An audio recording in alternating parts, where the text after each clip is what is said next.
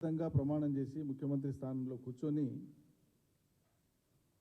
ఒక నేరపూరితమైనటువంటి భాష మాట్లాడడం, మానవబాంబులు అవుతామని చెప్పడం, మానవబాంబులు అవుతారని చెప్పడం, ఒక విధ్వంసాన్ని, అరాచకత్వాన్ని, టెర్రరిజాన్ని ప్రోత్సహించేటువంటి విధంగా రాజ్యాంగ విధులు నిర్వహించేటువంటి ముఖ్యమంత్రి మాట్లాడడమే ఆ సీటుకు తగకపోగా రాష్ట్ర ఉన్నత న్యాయస్థానం, ఈ దేశ సర్వోన్నత న్యాయస్థానం సుమోటోగా ఈ వ్యాఖ్యల్ని స్వీకరించాలి, పరిగణలోకి స్వీకరించి విచారణ చేయాలని చెప్పి మేము డిమాండ్ చేస్తూ ఉన్నాం. ఎందుకంటే చాలా తీవ్రమైనటువంటి పదజాలం, భాష. అదేవిధంగా మాజీ ముఖ్యమంత్రి శ్రీ కేసీఆర్ గారి మీద ఆయన నిన్న మహబూబ్నగర్లో వాడినటువంటి పదజాలం అంతా కూడా, ఆ భాష అంతా కూడా ఉన్మాద భాష. ఒక దిక్కేమో వాళ్ళ నాయకుడు అని చెప్పుకునేటువంటి రాహుల్ గాంధీ, మరి వాళ్ళ నాయకుడిని నిజంగా నాయకుడిగా పరిగణిస్తుండ్రా లేదా తెలియదు. రాహుల్ గాంధీ గారేమో దేశమంతా పర్యటన చేసుకుంటూ ప్రేమను ఉద్బోధిస్తున్నాడు, రాజకీయ విభేదాలు ఉండొచ్చు తప్ప విద్వేషం ఉండొద్దు అని చెప్తున్నాడు, మేము విద్వేష రాజకీయాలకు వ్యతిరేకం అని చెప్తున్నాడు, అభిప్రాయ భేదాలుంటే ప్రేమని మంచాలు తప్ప విద్వేషాన్ని రెచ్చగొట్టదని చెప్తున్నాడు. కానీ రేవంత్ రెడ్డి గారేమో నోరు తెరిస్తే తెల్లారితే పొద్దుముక్తే ఈ 90 రోజుల నుంచి ఆయన వాడేటువంటి భాష రాష్ట్ర ప్రజానీకం అందరూ కూడా గమనిస్తున్నారు, చూస్తున్నారు. రాజకీయ పరిశీలకులు, విఘ్నులే కాదు, జనసామాన్యం సైతం అసహించుకునేటువంటి విధంగా ఆయన మాట తీరుంది. ఎన్నిసార్లు ఖండించినా, ఎన్నిసార్లు అభ్యంతరం చెప్పినా, ఎన్నిసార్లు ఖరాఖండిగా ఏయాభావం ఇది సరైనది కాదని చెప్తున్నా కూడా ఆయన అదే పంతాన, అదే భాష వాడుకుంటూ మళ్ళీ తిరిగి ఉచ్చరించడానికి వీలైనటువంటి పదజాలం ఆయన వాడడం అంటే సామెత గుర్తుకొస్తుంది. పెద్ద మనుషులు మంచి కోసం చెప్తారట, పక్కల రొచ్చుంది రా, జర పక్కకు జరిగి తిను అంటే నేను దాంట్లో అద్దుకొని తింటా అన్నట్టు వెనకడికి ఇవ్వడం. మేలు కోసం చెప్తారు ఎవరైనా, ఇది కాదు పద్ధతి అని. కానీ నేను అదే చేస్తా, నేను అదే మాట్లాడతా, ఇదే నాకు అలంకరణ, ఇదే నాకు భూషణం అనుకుంటే ఎట్లా? వ్యక్తిగతంగా నువ్వేమని అనుకో, కానీ నువ్వు కూర్చున్న సీటు ముఖ్యమంత్రి సీటు కదా. ఎట్లా మాట్లాడతావు ఆ భాష, ఎట్లా మాట్లాడతావు, ఎట్లా వాడతావు ఆ భాష? అది వాడే భాషనేనా? బొందబెడతాం, పండబెట్టి తొక్కుతాం, మానవబాంబులు అవుతాం, ఏం భాష నువ్వు వాడేది? ఈ రాష్ట్రము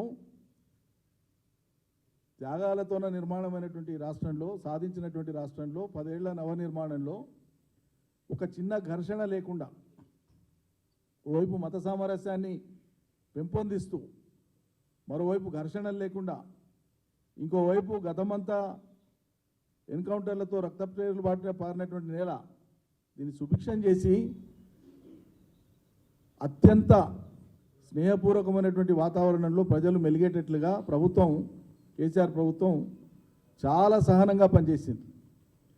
స్థాయి లేనివాడు, అవగాహన లేనివాడు, పరిపక్వత లేనివాడు, అటువంటి వ్యక్తులు అనేక మంది అనేక రకాలుగా కేసీఆర్ను దురుద్దేశాలతో ఇష్టారీతిగా వాళ్ళు మాట్లాడినా కూడా ఒక్కనాడు కూడా అటువంటి వాళ్ళ మీద ఏ రకమైనటువంటి చర్యలకు ఉపక్రమించలే.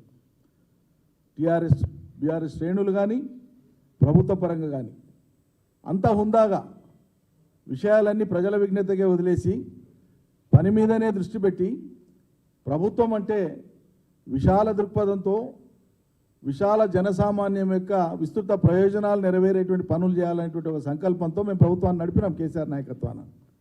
కానీ ఇవాళ ఏంది, ఏం ఫ్రస్ట్రేషన్ ఇది? అంటేనంటే నన్ను ఎవడు చెప్పిండి నేను పడగొడతామని? ఎవరికి ఆసక్తి ఉంది? నీకు అంత బలమే ఉంటే, నీ మీద నీకు అంత ఆత్మవిశ్వాసం ఉంటే నీ నోటికెళ్ళి ఆ మాటనే రాకూడదు. అంటే నీ పక్కకి ఈ పక్క కూర్చున్నటువంటి వాళ్ళ నుంచే నీకు పెనుముప్పు ఉంది అనేటువంటి ఒక అలజడి నీలో ఉంది కాబట్టే అనుక్షణం నీకు అది గుర్తుకొస్తూ ఉంది. వీరుడు, ధీరుడు అయినటువంటి వాడు ఏం చేయాలి? కారణాంతరాలు ఏమైనా సరే నీ చేతికి అలా అధికారం వచ్చింది, నీవు ఆ సీట్లో కూర్చున్నావు, సంతోషం.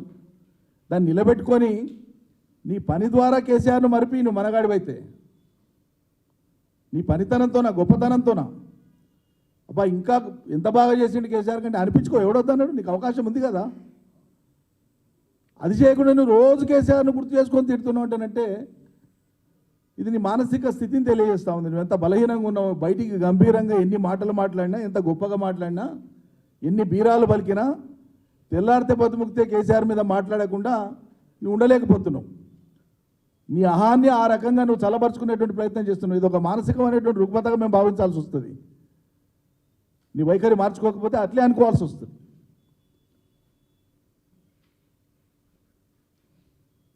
పాలమూరుకు పోయి మాట్లాడతావు, అది కూడా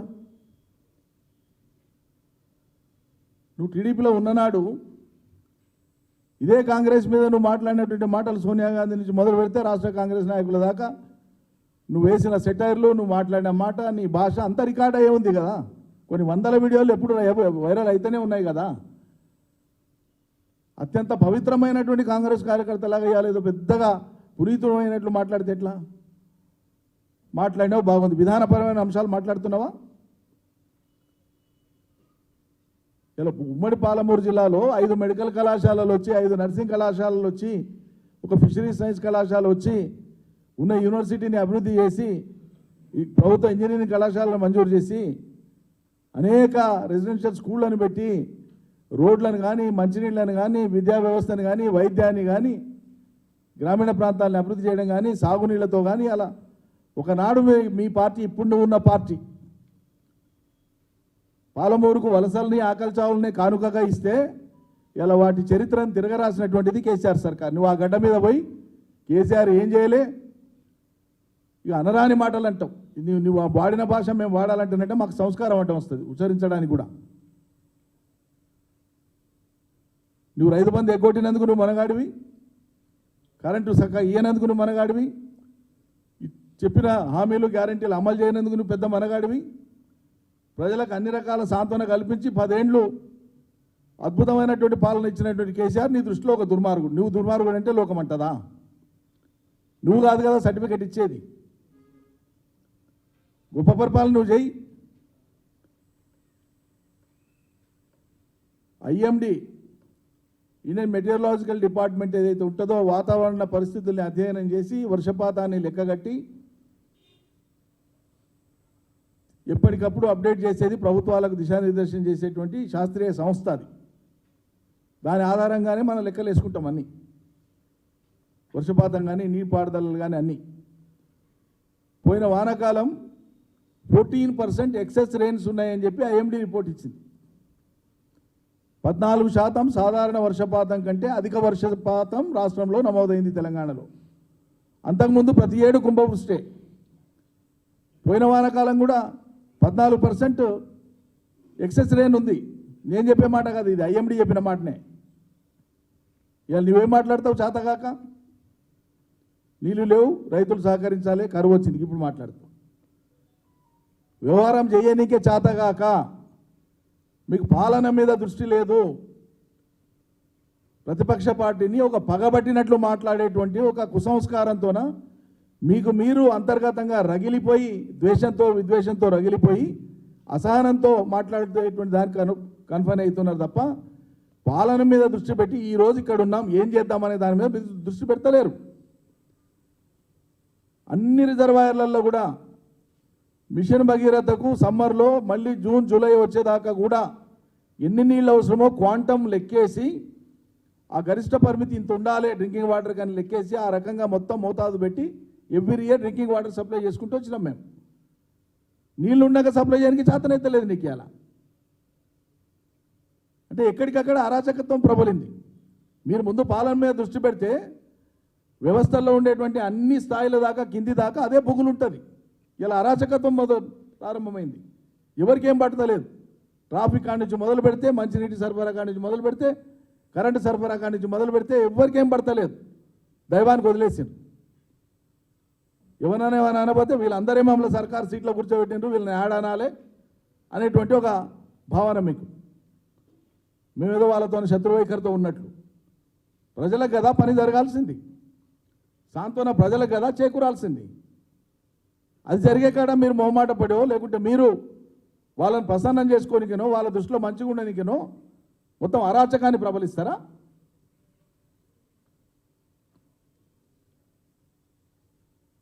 ఇక చాలా పొడవు మాట్లాడుతుండ్రు. అసలు ఎందుకు అంత అహంకారమో నాకు అర్థమైతలేదు.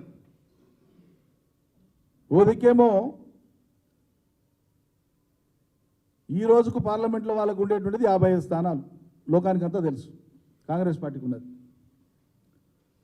పాపం ఆయన దేశం అంతా తిరుగుతున్నాడు ఆదిశంకరాచార్యునిలాగా రాహుల్ గాంధీ గారు. ఆ 55 కన్నా ఉంటాయా, 1-2 పెరుగుతాయా తరుగుతాయా తెలియని పరిస్థితి కాంగ్రెస్ది. మీరు ఇలా దేశంలో ఉన్నది హిమాచల్, కర్ణాటక, తెలంగాణ. మీరు చిన్న సైజు ప్రాంతీయ పార్టీ అలా కాంగ్రెస్ 137 ఏళ్ల తర్వాత కాంగ్రెస్ ఈ దేశంలో చిన్న సైజు ప్రాంతీయ పార్టీ. ఇక్కడేదో అధికారంలోకి రాగానే భారతదేశం అంతా మీ చేతిలో పడుతున్నట్లు. ఇక రాబోయే కాలం అంతా కూడా మాదే. ఏళ్ళు మంచిదే, సంతోషం. రాబోయే కాలం కాంగ్రెస్ అయితే మంచిదే, సంతోషం, ఏళ్ళు ఎవరుద్దన్నారు. కానీ నా అనుమానం ఏంటంటే నువ్వు కాంగ్రెస్లో ఎల్లకాలం ఉండాలి కదా అని. గతంలో ఎల్లకాలం ఉంటానో టీడీపీలో లేవు కదా. నీ అవకాశం కోసం ఇక్కడికి వచ్చినావు.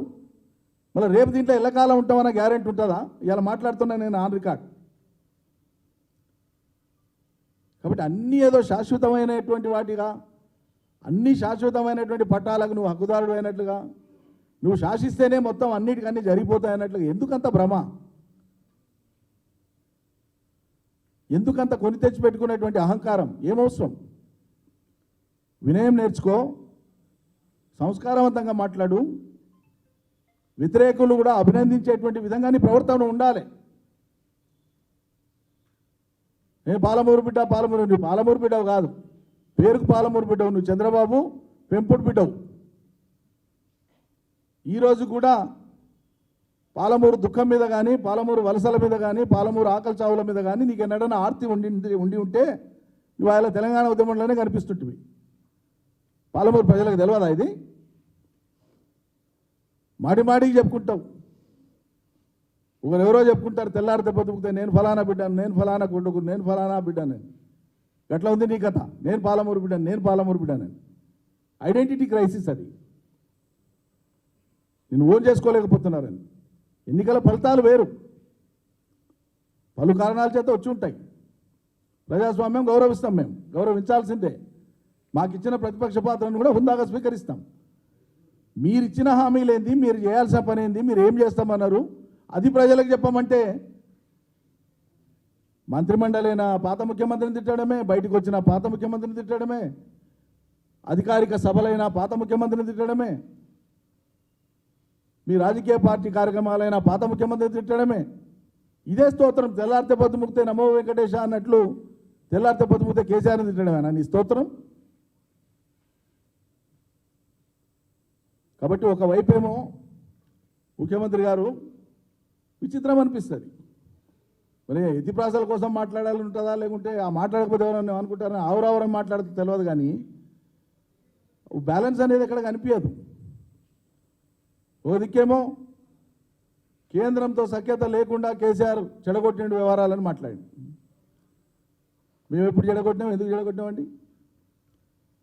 కేంద్రంతో రాజ్యాంగబద్ధమైన సంబంధాలు పెట్టుకొని విభజన చట్టం హామీలు ఏవైతున్నాయో అమలు కావాలి, తెలంగాణకు మేలు కావాలని ఫస్ట్ టర్మ్లో కానీ సెకండ్ టర్మ్ సగం వరకు కానీ కేంద్రంలో ఉండేటువంటి ఎన్డీఏ ప్రభుత్వానికి అన్ని కీలక సందర్భాల్లో కూడా మేము తోడు ఉన్నాం, ప్రజలకు మేలు జరగాలని. జిఎస్టీ వస్తే మొట్టమొదటి సపోర్ట్ చేసింది తెలంగాణ ప్రభుత్వం. డిమానిటైజేషన్ వస్తే మొట్టమొదటి సపోర్ట్ చేసింది తెలంగాణ ప్రభుత్వం. చాలా సందర్భాల్లో చాలా విషయాలలో రాజకీయాలు ఏమున్నా ఈ దేశంలో ఉండే కేంద్ర ప్రభుత్వం ద్వారా రాజ్యాంగ స్ఫూర్తి ద్వారా ఆయా రాష్ట్రాల అభివృద్ధి జరగాలని కోరుకున్నాం. అదనంగా ₹1 అడగలే కేంద్రాన్ని ఒక్కనాడు కూడా. మేము అడిగింది ఏంది, డిమాండ్ చేసింది ఏంది? ఈ రాష్ట్రానికి రావాల్సిన నిధులు న్యాయబద్ధంగా చట్టబద్ధంగా జిఎస్టీ వచ్చే కంటే ముందు, జిఎస్టీ వచ్చిన తర్వాత ఏ నిధులు ఏ రకంగా రావాలన్నా అవి మాకు ఆపకుండా ఇమ్మని అడిగినాం. వాళ్ళు చేయలే ఆ పని. విభజన హామీలను అమలు చేయమన్నాం, వాళ్ళు చేయలే ఆ పని. కృష్ణా నదీ జలాల పంపిణీకి సంబంధించి ట్రిబ్యునల్ తొందర ఏర్పాటు చేసి కాలబెట్టండి అని చెప్పినాం, చేయలే ఆ పని 9.5 ఏళ్ళు. అట్లా అడిగినవి అనేకం 100 సార్లు విజ్ఞప్తులు తీసుకొని పోయి కేంద్ర ప్రభుత్వ పెద్దల్ని కలిసి, ప్రధానమంత్రిని కలిసి, స్వయంగా ఆనాటి ముఖ్యమంత్రి కేసీఆర్ గారు పోయి పలు సందర్భాల్లో మోదీ గారిని కలిసినా, అమిత్ షాని కలిసినా, ఇంకోని కలిసినా ఒక్క పని వాళ్ళు చేయనాక అర్థమైంది ఏంటంటే వీళ్ళు మనకు సహకరించడానికి సిద్ధంగా లేరని చెప్పి లాస్ట్ 2-3 ఏళ్ల నుంచి వాళ్ళ మానాన వాళ్ళు ఉన్నారు, మా మానాన్న మేము ఉంటాము, దూరం ఉన్నాం. మరి దూరం ఉన్నాక ఏం చేయాలి? ఒక్కటి కూడా అడిగింది చేయకుండా ముఖం మీదనే మీకు ఏం చేయమని వాళ్ళు చెప్పినాక మేమేం చేయాలి? ఇంకా మేము కొన్ని పంచాయతీ ఏమైనా తెచ్చుకున్నామా? నువ్వు చాలా గొప్పగా అదేదో దౌత్య సంబంధాలు నడిపేటువంటి పెద్ద రాజనీతికునిలాగా పరిణతునిలాగా మాట్లాడుతున్నావు కదా. మరి ఎందుకు పాలమూరు రంగారెడ్డికి మోదీ వచ్చినప్పుడు మోదీ సభలోనే ఎందుకు అడగకపోతేవి? పాలమూరు రంగారెడ్డికి జాతీయ హోదా ఇమ్మని సభ అయిపోయినాక కింద వచ్చి బయట మాట్లాడతారా? నెల అయితే పార్లమెంట్ ఎన్నికలు ఉన్నాయి, 3-4 రోజుల్లో నోటిఫికేషన్ వస్తుంది, షెడ్యూల్ వస్తుంది. లోక్సభ ఎన్నికల షెడ్యూల్ రాబోయేటువంటి కొద్ది రోజుల్లో వస్తుంది. అది 3-4 రోజుల, వారం రోజుల. లోకానికి అంతా తెలుసు, చిన్నపిల్లలకు తెలుసు సంగతి. మోదీ గారిని భవిష్యత్తులో కూడా మీ సహకారం మాకు ఉండాలంటే భవిష్యత్తులో కూడా మోదీ గారి ప్రధానమంత్రి అని నువ్వే ఒప్పుకుంటావు బహిరంగంగా. అంటే అంతర్లీనంగా నీకు ఉండేటువంటి భావనలను నువ్వు తెలియకుండానే అవ్యక్తంగానే వ్యక్తమైపోతున్నాయి. నీకు ఉండేటువంటి ఇంటర్నల్ అఫినిటీ అయితే ఉందో అది వ్యక్తమవుతా ఉంది. పెద్దన్న నీకు మంచిగా సంతోషం, దేశంలో చాలామందికి పెద్దన్న వయసులో ఆయన. వాళ్ళ రాహుల్ గాంధీ ఏం కావాలి నీకు? అప్పుడు మోదీ గారు పెద్దన్న అయితే నీ నాయకుడు అయినటువంటి రాహుల్ గాంధీ ఏం కావాలి? ఒకటి గాలివాటం పాప, ఆయన లోకాన్ని పట్టుకొని తిరగని ఆదిశంకరాచార్యులాగా మీరు మాత్రం ఎవరితోనన్నా కలిసి మీరు రాజ్యం చేసుకోండి. అదేనా మీరు కోరుకునేది? ఈ పక్కకు ఆ పక్కకు ఉండే పాత కాంగ్రెస్ నాయకులు కూడా ఒకసారి ఆలోచించమని విజ్ఞప్తి చేస్తున్నాం. మేము దూషణభూషణలు చేస్తలేం, నడుస్తున్నాం. మీ వ్యవహారాన్ని మీకు గుర్తు చేస్తున్నాం. ఏమి జరుగుతుందో ఒకసారి స్పృహలోకి వచ్చి చూడండి అని చెప్తున్నాం. అరే మా ప్రభుత్వంలో మేము ప్రాసెస్ చేసి కంప్లీట్గా ఉద్యోగాలన్నీ కూడా జస్ట్ నియామక పత్రాలు ఇచ్చేటువంటి టైంకు ఎన్నికలు వచ్చినాయి, ప్రభుత్వం మారింది. మేము 30,000 ఉద్యోగాలు ఇచ్చిన మొత్తం ఎవడన్నా మాట్లాడతాడు అట్లా? ఇంకోరికి బిడ్డ బిడ్డ అని మా బిడ్డ అని చెప్తామా? అసహ్యంగా ఉండదు, గలీజ్గా ఉంటుంది కదా. హుందాగా చెప్పాలి. ఎస్, ఈ ఉద్యోగాలన్నీ పోయిన ప్రభుత్వ హయాంలో ప్రాసెస్ అయినాయి, మేమేం పరీక్షలు పెట్టలే, మేమేం నోటిఫికేషన్ ఇవ్వలే, పోయిన ప్రభుత్వాన్ని ఇప్పుడు మేము నియామకం వాళ్ళు చేయలే, ఇప్పుడు మేము చేస్తాం అని చెప్పు. నిజం కాదా నేను చెప్పేది? పరీక్షల తేదీలు తప్ప ఇప్పుడు కూడా గ్రూప్ సర్వీసెస్ సంబంధించి పరీక్షల తేదీలు ప్రకటించడం తప్ప ఆ వెనుక ఉన్న ప్రాసెస్ అంతా నీ సర్కారు చేసిందా? మేంగా చేసింది మా సర్కారు కాదు. నిరుద్యోగ యువకులంతా కూడా ఉసిగొల్పి వాళ్ళను రెచ్చగొట్టి రాష్ట్ర వ్యాప్తంగా వాళ్ళతో ఆందోళన చేయించి అప్పటి ప్రభుత్వానికి వ్యతిరేకంగా చాలా చేసినారు కదా. మరి ఇలా వాళ్ళు ఏమంటున్నారు? గడువు గ్యాప్తో లేకుండా మీరు పరీక్షలు నిర్వహిస్తే మేము వీధుల్లో ఒక సౌండ్ ప్రకటిస్తుండే యువకులు 48 గంటల్లో ప్రభుత్వం నుంచి ప్రకటన రావాలని డిమాండ్ చేస్తుండ్రు. మీరు రెచ్చగొట్టిన యువకులే ఇవ్వాలి. తప్పుదారిలో నడవడానికి మనం ఒకసారి అలవాటు చేసినాక అది మళ్ళీ మీకే చుట్టుకుంటుంది అనే విషయం ఇప్పుడు అర్థమవుతుంది మీకు. మీరు వచ్చిందే మొన్న కదా 90 రోజులే. ఎప్పుడు నోటిఫికేషన్ ఇస్తుంది ఉద్యోగాలకు? ఎప్పుడు పరీక్షలు పెడతారు? ఎప్పుడు నియామకం చేస్తారు? మీరు మా ప్రాసెస్లో అయినటువంటి వాటికి మీరు సర్టిఫికేట్లు ఇచ్చి ప్రజల్ని భ్రమింపజేయడానికి మేము రాగానే 30,000 ఉద్యోగాలు ఇచ్చినా ఎట్లా మాట్లాడతారు? ఎట్లా? మేమేం చేస్తాం? మేము ఉన్ననాడు ఏం చేస్తున్నాం? గత ప్రభుత్వాలు ఏమైనా చేసినా మంచి ఉంటే శాసనసభలో చెప్పిండు ముఖ్యమంత్రి అన్నాడు, బయట చెప్పిండు ఇగో ఇది మేము చేస్తున్నాం కంటిన్యూటీ అని చెప్పినాం. గతంలో ఇదంతా చెప్పలే. ఈవెన్ పెండింగ్ ప్రాజెక్టుల విషయంలో కూడా మేము ఆన్ రికార్డ్ చెప్పినాం. రాష్ట్రంలో ఏ ప్రాజెక్టు మీద ఎన్ని దశాబ్దాల కాలం ఎంత ఖర్చు చేస్తే ఒక్కొక్క ప్రాజెక్టుకు ఎంత పని జరిగితే మేము వచ్చినాక ఎంత డబ్బు ఖర్చు చేసి ఎంత ఫలితం ఇచ్చినాం అనేది రికార్డు పరంగా చూపించినాం. మొత్తం మేమే చేసామని అన్నట్టు చెప్పలే. దశాబ్దాల సమయం తీసుకున్నా మీరు నీళ్ళు ఇచ్చే పనులు చేయలే.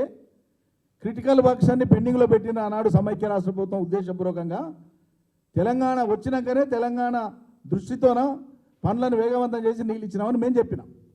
మీరు చెప్పేదానికి మేము చెప్పేదానికి భూమి ఆకాశం తేడా ఉంటుంది. గతాన్ని మొత్తం విస్మరించి అన్నాడు మాట్లాడాం మేము. గతాన్ని ఉదాహరిస్తూనే దాన్ని మంచిని చెప్తూనే దాంట్లో ఉన్న చెడును కూడా చెప్పినాం. ఇప్పుడు ఏమీ లేనట్లు 10 ఏళ్ళు ఏమి జరగనట్లు మొత్తం విధ్వంసం అయిందట. 100 ఏళ్లకు సరిపోయే విధ్వంసం చేసిండు కేసీఆర్. మరి సిగ్గుండాలి ఇట్లా మాట్లాడడానికి? ఏమనిపించదా ఇట్లా మాట్లాడడానికి? 90% పూర్తయిన పాలమూరు రంగారెడ్డి కళ్ళకు కనిపిస్తలేదా?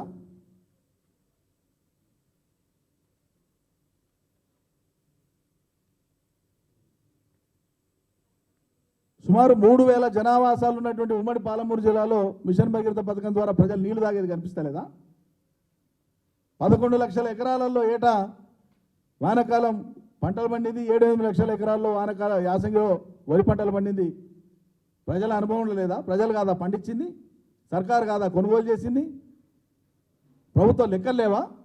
ఎంత పంట పండింది, ఎంత కొనుగోలు చేసాం? ఇవేవి జరగనే లేదా? ఇదంతా విధ్వంసమేనా?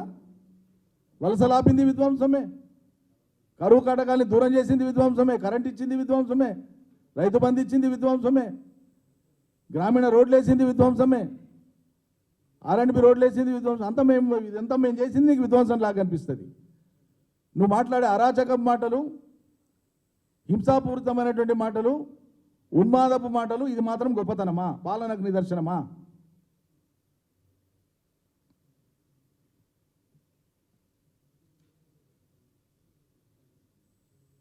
నిజం చెప్పాలంటే ముఖ్యమంత్రి రేవంత్ రెడ్డి గారు, నీటిపారుదల శాఖ మంత్రి గారు ఉమ్మడి పాలమూరు జిల్లా ప్రజలకు క్షమాపణ చెప్పాలి.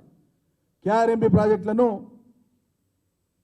కృష్ణా ప్రాజెక్టులను KRMBకి అప్పగించినందుకు, పాలమూరు నోట్లో మట్టి పోసినందుకు, అప్పగించలేదు తీర్మానం, ఇవన్నీ డ్రామాలు. తర్వాత మీ వైఫల్యానికి మీరు క్షమాపణ చెప్పాలి.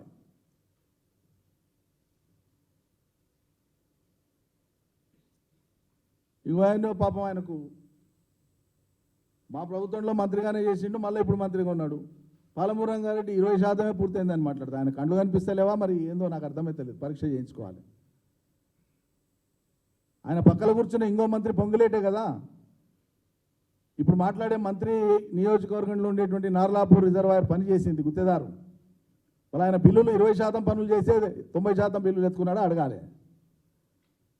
20% పని పూర్తయితేనే మీ సహచార మంత్రి కాంట్రాక్టర్గా నార్లాపూర్వి 90% బిల్లులు ఎత్తుకున్నాడా అడగాలి. మరి మాట్లాడే ముందు స్పృహతో మాట్లాడాలి. ఈ మాట మాట్లాడితే మళ్ళీ ఏం జవాబు వస్తుందో, ఏం ప్రశ్న వస్తుందో అనేటువంటి విఘ్నతతో మాట్లాడాలి.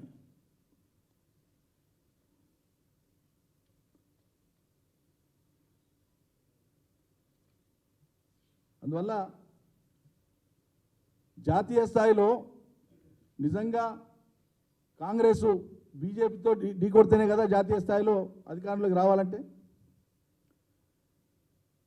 గత తెలంగాణ రాజకీయాల్లో 10 ఏళ్ల కాలంలో కాంగ్రెస్ బీజేపీ మీద కానీ, బీజేపీ కాంగ్రెస్ మీద కానీ వాళ్ళు దాడులు చేసుకొని, అంటే రాజకీయ దాడులు చేసుకొని ఎప్పుడైనా మాట్లాడింది మనం చూసినామా? ఇద్దరికి కేంద్ర బిందువు బీఆర్ఎస్, ఇద్దరికి కేంద్ర బిందువు కేసీఆరే. కాంగ్రెస్ మాట్లాడినా కేసీఆర్ని తిట్టడమే, బీజేపీ మాట్లాడినా విమర్శించిన కేసీఆర్నే.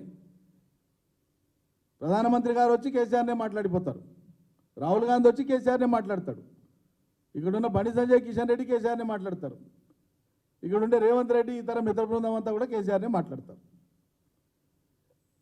నిజంగా నీ జాతీయ పార్టీ లక్షణం ఏమై ఉండాలి? ఓ దిక్కు నీ నాయకుడు దేశం అంతా పర్యటన చేస్తున్నాడు, ప్రేమ పంచుదాం, ప్రజలారా కలిసి రండి, విద్వేషాలు వద్దు, దూరం చేసుకుందాం, మంచిగా ఉందని సంతోషమే. మీరేం చేస్తుండ్రు? జాతీయ స్థాయిలో ఉండేటువంటి అధికార పార్టీ మీ నాయకుడి తాతను ముత్తాతను బట్టలు తీసి విమర్శిస్తుంటారు నగ్నంగా, హీనంగా, అమానవీయంగా, సంస్కారహీనంగా నెహ్రూ గారి సంతతిని సోషల్ మీడియాలో పెట్టి ఏకుతున్నారు. ఒక్కనాడన్న దాని మీద నిలదీసి ప్రశ్నించే దమ్ము కాంగ్రెస్ నాయకులకు ఉందా? ఆఖరికి రాహుల్ గాంధీ గారి తండ్రి గురించి కూడా చెడుగా మాట్లాడితే కాంగ్రెస్ రక్షించే మాటలు మాట్లాడలే, డిఫెన్స్ చేయలే. కేసీఆర్ మాట్లాడితే నువ్వెట్లా మాట్లాడతావు మా గురించి అనమాట. ఇది వీళ్ళకుండే సంస్కారం. రాజకీయాలలో విఘ్నత ఉండాలి, సంస్కారం ఉండాలి, పద్ధతి ఉండాలి. ఆయన ఎవరో పరాయి రాష్ట్ర ముఖ్యమంత్రి వచ్చి ఈ రాష్ట్రంలో పర్యటన చేస్తూ రాహుల్ గాంధీ గారి గురించి మాట్లాడితే, నీచంగా మాట్లాడితే కేసీఆర్ స్పందించింది. కేసీఆర్ కాదు, ఆయన స్థానంలో ఎవరున్నా స్పందించాలి. సగటు మనిషి, సంస్కారం ఉన్న మనిషి ఎవరైనా. స్పందించని వాళ్ళు కాంగ్రెస్ వాళ్ళు. మీరు ఆ బీజేపీతో లడాయి చేసేది? బీజేపీని నిలువరించేది కాంగ్రెసా? ఎన్ని ఉదాహరణలు? బీజేపీని నిలువరించకుండా బీజేపీ ఎదుగుదలకు దోహదం చేసినటువంటి కాంగ్రెస్ ఉదాహరణలు ఎన్ని? హుజురాబాద్ నుంచి మొదలు పెడితే ఎన్ని ఉదాహరణలు? ఒక డజన్ ఉదాహరణలు చూపిస్తాను నేను. చాలాసార్లు దాని మీద డిబేట్ జరిగింది. మా మాజీ మంత్రులు కానీ మా నాయకులు కానీ చాలాసార్లు మాట్లాడినవి. వాటి మీద ఎక్కడ హేతుబద్ధమైన జవాబు ఇప్పటిదాకా కూడా ఇవ్వలే కాంగ్రెస్ పార్టీ.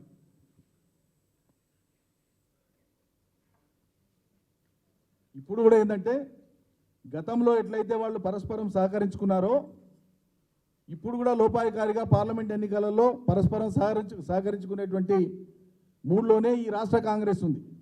నేను రాహుల్ గాంధీ గారిని గురించి అంటలేను, వాళ్ళ జాతీయ కాంగ్రెస్ గురించి అంటలేను.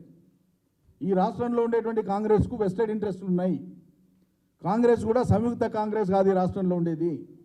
ఎవరి ముఠా వాళ్ళకు ఉంది, ఎవరి ప్రయోజనాలు వాళ్ళకు ఉన్నాయి. అందుకే ఎవరి దోస్తాను వాళ్ళు చేస్తున్నారు, ప్రసన్నం చేసుకునే పని చేస్తున్నారు మోడీ గారిని. మేమే ద్వేషం పెంచుకున్నామా? ఎప్పుడన్నా సంస్కారహీనంగా మాట్లాడినామా మోడీ గారిని, బీజేపీని, కేంద్ర ప్రభుత్వాన్ని? అంశాల వారిగానే మాట్లాడినాం కదా. అటువంటిప్పుడు మాకు శత్రువు అవుతాడు, నీకు దోస్తు అవుతాడా? నీకు ప్రత్యేకంగా దోస్తానం కావాలనే కోరిక, అభిలాష ఎందుకు వస్తుంది? అంటే ఈ పక్కకు ఆ పక్కకు ఉండేటువంటి నీ సోదరులు రేపొద్దున ఎవరేం కాలుబట్టి కూస్తారు అనేటువంటి దానికి ముందస్తుగానే ఓ ప్రణాళికలాగా కనిపిస్తుంది.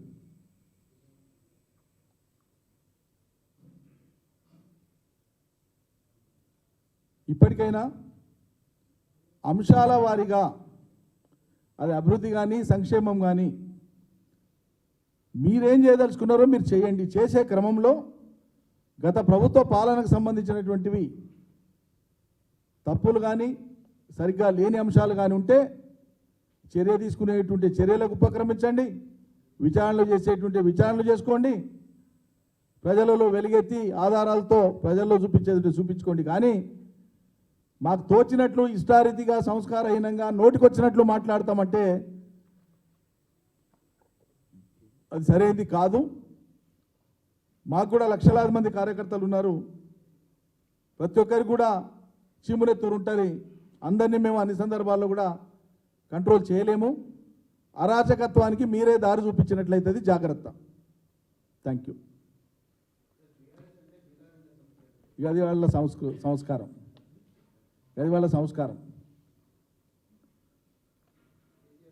సాధన చేసి రాష్ట్రాన్ని తెచ్చి 10 ఏళ్ల పరిపాలన చేసిన పార్టీ మీద, వ్యక్తుల మీద మాట్లాడేటప్పుడు ఎట్లా మాట్లాడడం, సంయమనం లేని వాళ్ళు, అవగాహన లేని వాళ్ళు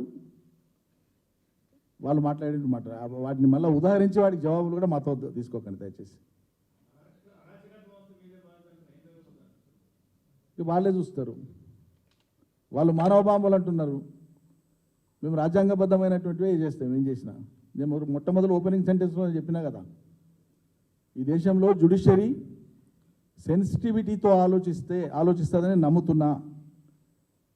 నిన్న ముఖ్యమంత్రి చేసినటువంటి వ్యాఖ్యల్ని రేవంత్ రెడ్డి వ్యక్తిగత హోదాలో ముఖ్యమంత్రిగా ఆయన చేసిన వ్యాఖ్యల్ని సుమోటో కాగ్నిజెన్స్లోకి తీసుకోవాలి హైకోర్టు కానీ సుప్రీంకోర్టు కానీ.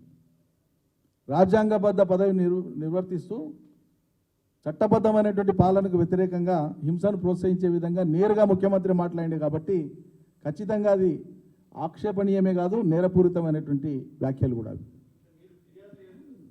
ఇక తర్వాత primary responsibility lies on the high court and supreme court to take in to cognizance of the matter. That's my request. Thank you.